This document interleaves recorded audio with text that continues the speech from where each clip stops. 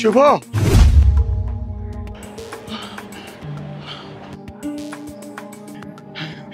বাজান বাজান রে কি শুরু করেছো? হ্যাঁ, রাস্তাঘাটে এই সমস্ত কি শুরু করেছো?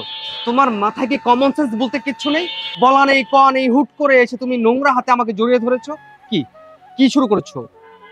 আরে বুঝো না কেন? তোমাকে জড়িয়ে না ধরলে তোমার মান সম্মান তো নষ্ট হবে না। তোমার মান সম্মান নষ্ট করার জন্যই গ্রাম থেকে এখানে এসেছে। আচ্ছা, তুমি এখানে কি করছো? তুমি গ্রাম থেকে এখানে কেন আসছো সেটা বলো আগে।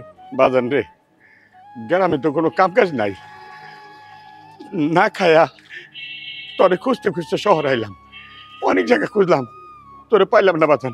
এখন তোরে দেখলাম, জরা তোরে ধরলাম, তুই ধাক্কা দিয়ে দিলি বাজান। চুপ, একদম চুপ। কি বাবা বাবা লাগাইছো? হ্যাঁ, এই শোনো, যদি আমার সোসাইটির লোকজন জানতে পারে যে তুমি আমার বাবা, আমার মান সম্মান কোথায় গিয়ে দাঁড়াবে তুমি একটাবার ভাবছো?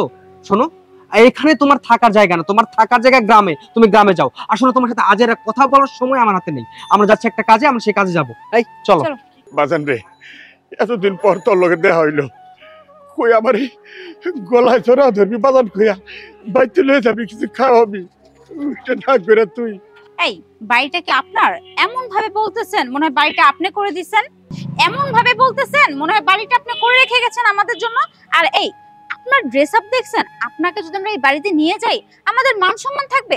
এই সোসাইটির মানুষ আমাদের কি বলবে যে ছি ফকির মিসকিন, সে নাকি আমার শ্বশুর। আপনি নিজেকে দেখছেন? এই যান তো, আপনি এখান থেকে যান। হ্যাঁ বাবা, ও ঠিক কথাই বলছে। যদি নিজের মান সম্মান বাঁচাতে চাও তাহলে তুমি এখান থেকে যাও, গিয়ে আমার মান সম্মানটা রক্ষা করো, যাও। বৌমা, আমরা গ্রামের মানুষ তো, শহরের মানুষের মতো এত টাকা আমার কাছে নাই যে আমরা ভালো মন্দ কিছু খাবো।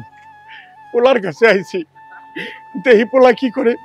বুঝছি, মুখের কথা দিয়ে হবে না, কারণ আপনি তো মুখের কথা শোনার মানুষই না। মানে আমাদের মান সম্মান নষ্ট না করা পর্যন্ত আপনি এখান থেকে বিদায় হবে না। না, আপনাকে কিভাবে বিদায় করতে হয় সেটা আমার ভালো করে জানা আছে।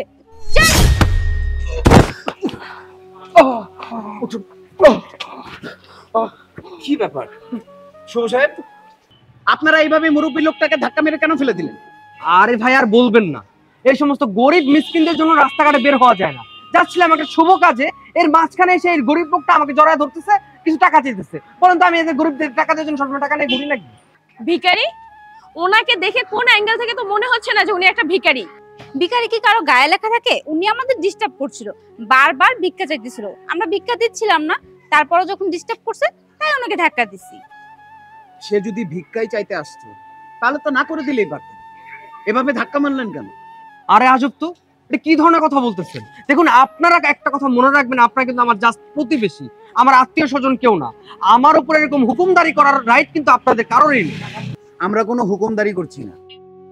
আপনি যেই কাজটা করছেন সেটা হচ্ছে একটা অন্যায় কাজ, এটার প্রতিবাদ করছি আমরা, আর কিছুই না। আপনি এই বৃদ্ধ লোকটাকে যেভাবে ধাক্কা মেরে ফেলে দিয়েছেন এতে তো কোনো রহস্য অবশ্যই আছে। দেখুন, আমাদের হাতে এখন সময় নেই আপনাদের সাথে তর্ক করতে। আমরা একটা কাজে যাচ্ছি, আমরা এখন কাজে যাবো, আপনারা এখান থেকে যান। না না, আপনি আমাদের কথার জবাব না দিয়ে এখান থেকে এক পাও নড়তে পারবেন না। আগে বলেন কাহিনীটা কি? আপনি কোন কারণে বৃদ্ধ লোকটাকে রাস্তায় ধাক্কা মেরে ফেলে দিয়েছেন? আপনি কি ভাবছেন অসহায় লোক, কেউ কিছু বলবে না, যা খুশি তাই বলবেন? তা তো চলবে না। যেহেতু ব্যাপারটা আমাদের দুজনের নজরে আসছে, এটা একটা সুষ্ঠু সমাধান করব, তারপর আমরা এখান থেকে নড়বো আর আপনাকে যেতে দেব। আপনি বলেন কেন এই কাজটা আপনি করছেন? বাবারে, আমি ওর হতভাগা বাবা, ও আমার সন্তান, ওরে আমার সামনে ছোট করেন না বাবা। বাবা, ছি শুভ সাহেব, আপনি তো আমাদের সবার সাথে খুব ভালো আচরণ করেন, অথচ আপনি আপনার পরিবারের সাথে এরকম আচরণ করেন, তাও আবার নিজের বাবার সাথে। ছি ছি শুভ সাহেব, এটা তো আপনার দ্বারা আমরা আশাই করিনি। উনি আপনার জন্মদাতা বাবা, উনি না থাকলে আপনি দুনিয়ার আলোই দেখতেন না। আপনাকে ছোট থেকে বড় করছে, আর সেই বাবার সাথে আপনি এই ধরনের আচরণ করছেন কিসের জন্য, কোন কারণে? আর এই যে আপনি তো এই সোসাইটির সবার সাথে খুব ভালো আচরণ করেন, ভদ্রভাবে চলাফেরা করেন, ইভেন আপনার বউ। তাহলে নিজের পরিবারে নিজের বাবার সাথে এই আচরণ আপনি কেন করছেন? শুভ সাহেব, আজকে টাকার গরমে আপনি আপনার বাবাকে চিনতে পারছেন না।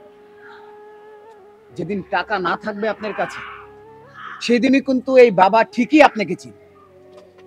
বাবা মানে ছায়া, বাবা মানে বট গাছ, যাদের নাই তারা জানে বাবা আসলে জীবনে কি একটা অমূল্য সম্পদ। আসলে আছে তো, এর জন্য মূল্যবোধটা বুঝতে পারছেন না।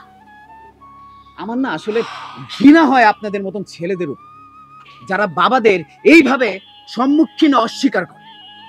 শুভ সাহেব, টাকা গেলে জীবনে টাকা অর্জন করতে পারবেন, ইনকাম করতে পারবেন, অনেক ধন সম্পদ সবকিছু জোগাড় করতে পারবেন, কিন্তু বাবা মা একবার যদি দুনিয়া থেকে চলে যায় আর ফেরত পাবেন না।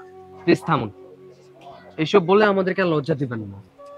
আপনারা ঠিক কথাই বলেছেন। আমার শুধু টাকা পয়সা হয়েছে, কিন্তু আমার ভিতরে কোনো বিবেক বুদ্ধি নেই। যদি আমার ভিতরে কোনো বিবেক থাকতো, যদি কোনো মনুষ্যত্ব থাকতো, তাহলে আমি আমার বাবার সাথে এই ধরনের আচার আচরণ করতে পারতাম না। বাবা আমাকে কোলে পিঠে করে মানুষ করেছে, আমাকে সুশিক্ষায় শিক্ষিত করেছে, আর আমি আজকে নিজের বাবাকে অস্বীকার করছি, নিজের বাবাকে এখান থেকে দূর দূর করে তাড়িয়ে দিচ্ছি। বাবা, তুমি আমাকে মাফ করে দাও। আর আপনাদের অসংখ্য ধন্যবাদ। আজকে আপনারা না থাকলে আমি বুঝতেই পারতাম না যে আমি কত বড় একটা অন্যায় করতে যাচ্ছিলাম। আপনারা আমাকে মাফ করে দিন। আমিও অনেক লজ্জিত, না বুঝে বাবার সাথে অনেক খারাপ আচরণ করে ফেলেছি। আসলে দাম্ভিকতার ইয়াতে ভুলেই গেছিলাম যে আমরা সবাই মানুষ। প্লিজ আমাদের দুজনকে মাফ করে দেন। হ, মাপ তো করতেই হইব, কারণ ও যে আমার সন্তান। ও কষ্ট পাইলে আমি কষ্ট পাই। বাবা, আমরা তো ছোট মানুষ, আমরা ভুল করে ফেলেছি। প্লিজ আপনি আমাদেরকে মাফ করে দেন। হ্যাঁ বাবা। আঙ্কেল, ওদেরকে আপনি ক্ষমা করে দেন। বাবারও তো অনেক দয়ালু, আর ওদের যদি আপনি ক্ষমা না করেন, ওরা কোথায় যাবে বলেন? হ্যাঁ আঙ্কেল, আপনি ওনাদেরকে ক্ষমা করে দেন। আমরা সন্তানরাই তো ভুল করব, তাই না? আপনি ক্ষমা করে হ্যাঁ ওনাদেরকে বাসায় নিয়ে যান। মাফ করে দিলাম বাবা, মাফ করে দিলাম। বাবা, আমাকে মাফ করে দাও বাবা, তুমি তো অনেক অন্যায় করছো, আমাকে মাফ করে দাও বাবা। বাবা, তোমার কোথাও যেতে হবে না, তুমি আমাদের সাথে এই বাড়িতে থাকবে, তোমার কখনো কোথাও যেতে হবে না। চলো বাবা, চলো ভিতরে চলো।